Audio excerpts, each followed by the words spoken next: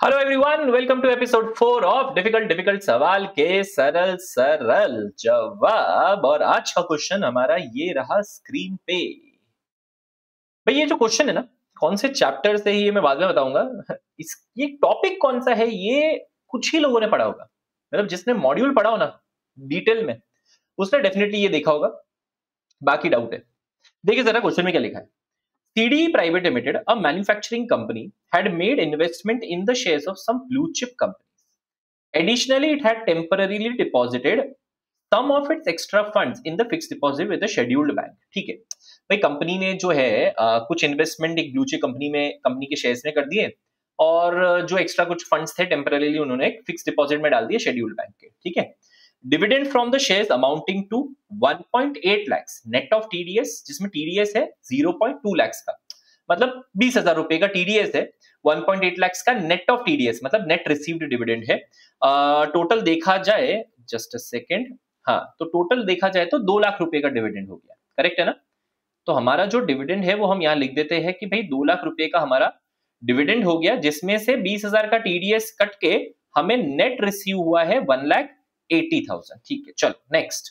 बोलता है bank interest of 2.7 lakhs net of TDS, जिसमें टीडीएस का अमाउंट है 0.3 लाख रुपीज का। ठीक है, मतलब सिंपल शब्दों में बैंक इंटरेस्ट जो है वो भी 3 लाख रुपए का हुआ ना। करेक्ट। ठीक है, तो 3 लाख रुपए का बैंक इंटरेस्ट हुआ, जिसमें से 30,000 रुपया जो है वो टीडीएस डिडक्ट हुआ है, और 2.7 lakhs जो बोला इन्होंने नेट ऑफ टीडीएस, मतलब इतना रिसीव हुआ है। ठीक है, ये बहुत इंपॉर्टेंट है समझना इस आंसर के लिए। They were credited to the account of the company, इतना पैसा आ गया कंपनी के पास। Now during the year 2023-24 it has also sold some shares resulting in a net gain of 5 lakh rupees. कुछ शेयर्स इन्होंने बेच लिया, तो प्रॉफिट ऑन सेल ऑफ जो इन्वेस्टमेंट्स है वो आ गया इन्होंने 5 लाख रुपए का। ठीक है। Now the company has shown above income under the head other income for consolidated amount of 9.5 lakhs in the statement of profit and loss. 9.5 lakhs हो रहा है क्या यार? हाँ, नहीं, कितना हो रहा है 9.5 lakhs? सर अगर हम नेट अमाउंट जोड़े ना 1,80,000 प्लस 2,70,000 प्लस 5 lakhs का जो अपना profit on sale of investment हुआ, तो डेफिनेटली 9,50,000 है। पर यही तो गलती है, आप कोई भी income net of TDS record नहीं करोगे भाई। टीडीएस डिडक्ट करना जो है वो आपके लिए कोई एक्सपेंस नहीं है, समझ रहे हैं? ठीक है, वो खाली एक एडवांस टैक्स जैसा हो गया। तो दैट इज वाई आपका जो भी इनकम है वो पूरा ग्रॉस अमाउंट रिकॉर्ड किया जाएगा, that is 2 lakhs and 3 lakhs।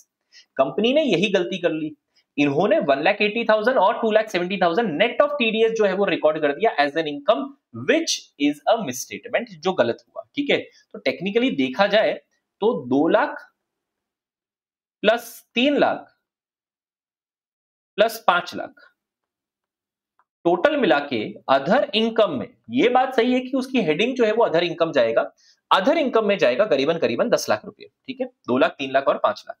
तो ये गलती कर दी इन्होंने। अब इन्होंने क्या बोला हुआ है, no other information is furnished in the financial statement put up for audit. और कोई इंफॉर्मेशन इन्होंने डाली ही नहीं, अदर इनकम में ही डाल के और कोई इंफॉर्मेशन नहीं डाली इन्होंने। Now as an auditor of the company discuss whether the above situation constitutes a misstatement in the financial statement of the company, also state few examples of misstatement.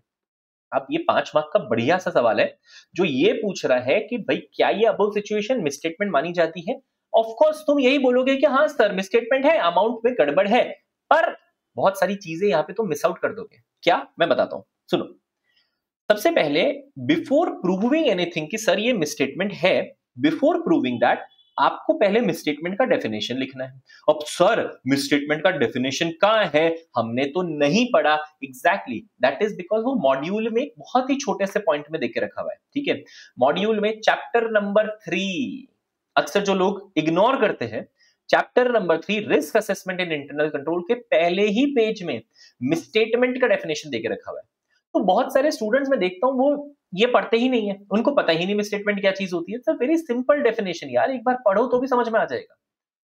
But yes, उसके लिए module पढ़ना पड़ता है, module east और waste भाई, module is the best, समझे? तो misstatement क्या चीज होती है, अगर किसी ने नहीं पढ़ा तो मैं वापस बता देता हूं एक बार। मिसस्टेटमेंट क्या चीज होती है, अगर आपके अमाउंट, क्लासिफिकेशन, प्रेजेंटेशन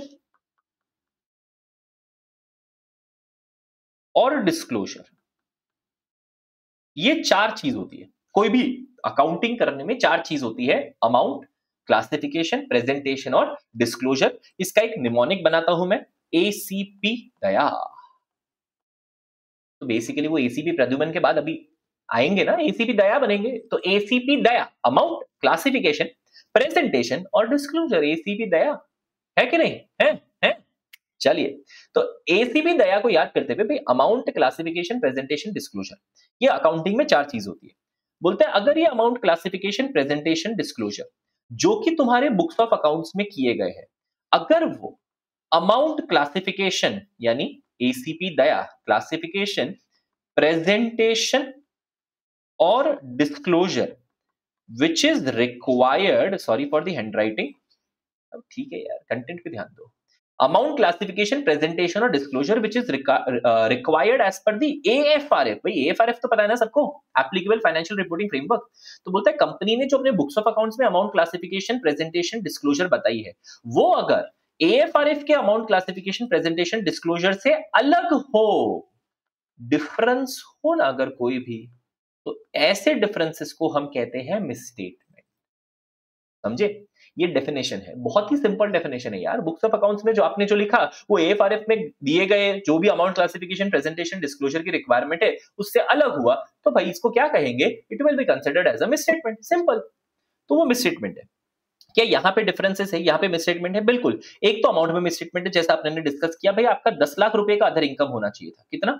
10 लाख रुपए का अदर इनकम होना चाहिए था, आपने दिखाया है 9,50,000 रुपीज। तो पहले तो अमाउंट में वहां गड़बड़ हो गई आपकी, ठीक है। दूसरा क्या हुआ पता है, एक बहुत बड़ी बात जो आप नोट नहीं करोगे, आप कभी भी अदर इनकम शो करो ना, तो अदर इनकम में नोट्स टू अकाउंट्स के अंदर, ये चैप्टर नंबर 5 में आपको देखने को मिलेगा, अदर इनकम में नोट्स टू अकाउंट्स के अंदर आपको पूरा क्लासिफाई करना है कि मेरे अदर इनकम क्या है। तो आपको बताना पड़ेगा भाई मेरा डिविडेंड जो है वो 2 लाख रुपया है, मेरा इंटरेस्ट जो है वो 3 लाख रुपया है, मेरा जो profit on sale of investment है वो 5 लाख रुपया है। ऐसा क्लासिफिकेशन करके आपको बताना पड़ेगा पूरा, समझे? ऐसा पूरा डिस्क्लोजर देना पड़ेगा। ये शेड्यूल 3 के हिसाब से है, ये बिल्कुल 100% इट इज रिक्वायर्ड, ठीक है। तो वो सब चीजें दे के रखी हुई है। तो बोलता है ये सारी मिसस्टेटमेंट्स है। अब वो बोलता है मिसस्टेटमेंट्स के कुछ एग्जांपल बता दो। अरे भाई एग्जांपल में कुछ नहीं यार, बहुत सिंपल है, दिमाग लगाओ ना, तुम्हें कुछ याद करने की जरूरत नहीं, दिमाग लगाओ खाली। एक एग्जांपल अमाउंट का लिख दो, एक लिख दो क्लासिफिकेशन का, एक प्रेजेंटेशन का, एक डिस्क्लोजर का, खत्म बात। अमाउंट में लिख दो कि अरे यार अमाउंट जो है वो 5 लाख का ट्रांजेक्शन हुआ और आपने 4 लाख लिख दिया। असेट हमने परचेस किया 5 लाख रुपए में और हमने रिकॉर्ड कर दिया 4 लाख में, अमाउंट में डिफरेंस आ गया, लो बोलो मिसस्टेटमेंट। क्लासिफिकेशन में कोई चीज करंट एसेट की तरह दिखाना था, मैंने नॉन करंट एसेट की तरह दिखा दिया, आपने क्लासिफिकेशन बदल दिया, लो बोलो मिसस्टेटमेंट।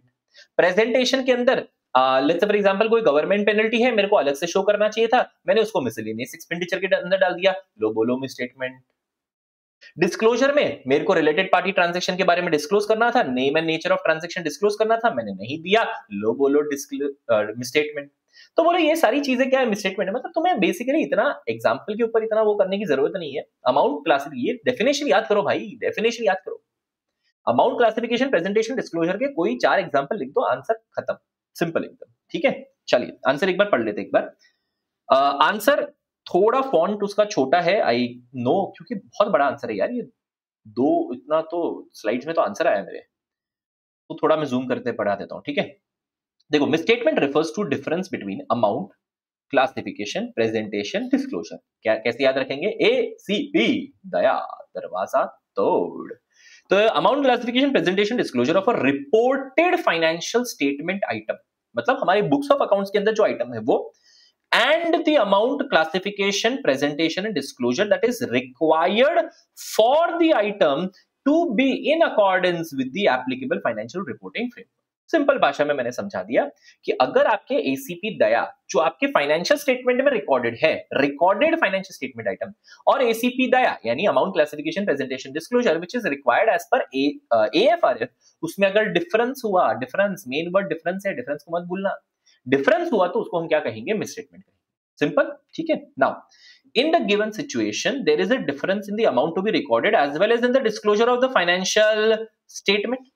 भाई डिफरेंस भी है, डिस्क्लोजर भी है। मैं पूरा एक बार जूम आउट करके दिखा देता हूं अगर प्रॉपर्ली देखना हो तो, ठीक है। अब थोड़ा जूम इन कर रहा हूं मैं। तो अमाउंट में भी डिफरेंस है और डिस्क्लोजर में भी डिफरेंस है, which what is required in accordance with AFRF, ठीक है। The company should have the company should have recorded gross amount of dividend and interest amounting to 2 lakhs and 3 lakhs. gross amount लिखना था भाई, net amount नहीं लिखना था, in its financial statement in accordance with AS 13, ठीक है। gross amount लिख दिया अपने ने। now therefore amount recorded under the head other income should have been for rupees 10 lakhs, मतलब अमाउंट जो रिकॉर्ड होना चाहिए था वो 10 लाख होना चाहिए था, वो सब डिस्कस कर लिया। उसके अलावा डिस्क्लोजर रिक्वायरमेंट जो शेड्यूल 3 में दिया हुआ है कंपनीज एक्ट के, other income shall be classified in the above situation. Classification कैसा होगा, इंटरेस्ट अलग, डिविडेंड अलग, net gain on sale of investment करके अलग दिखाएंगे, ठीक है।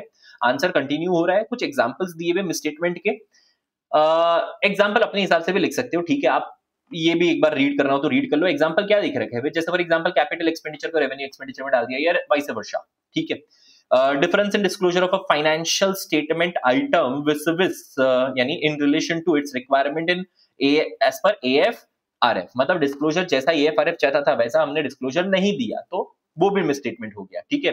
अगर आपने अकाउंटिंग पॉलिसी जो है वो गलत अप्लाई करी, let's say for example LIFO method use किया इन्वेंटरी वैल्यूएशन में, ये भी हमारा क्या बोलते हैं मिसस्टेटमेंट हो गया।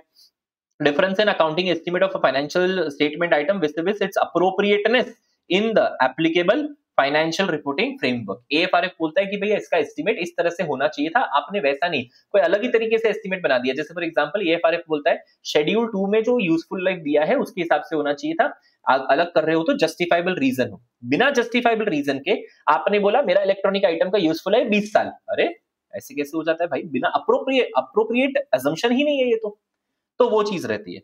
या intentional booking of fake expense हो गया है ना, या overstating of receivable in the financial statement by not writing of irrecoverable debts। Debtor की बात कर रहा है भाई, आपने बेड डेट हो गया, बेड डेट पता है बेड डेट हो गया, नहीं राइट ऑफ किया, फिर भी आप डेटर को ज्यादा दिखा रहे हो, ओवर स्टेट कर रहे हो, ये भी हो गया। ओवर स्टेटिंग अंडरस्टेटिंग इन्वेंटरी हो गया। ऐसे कोई भी एग्जांपल आप अपने हिसाब से लिख सकते हो, ठीक है। बहुत ही सिंपल सा था, बट यस बहुत कुछ नया जानने को मिला, ठीक है। तो एसी विद दया को याद करते हुए थैंक यू वेरी मच।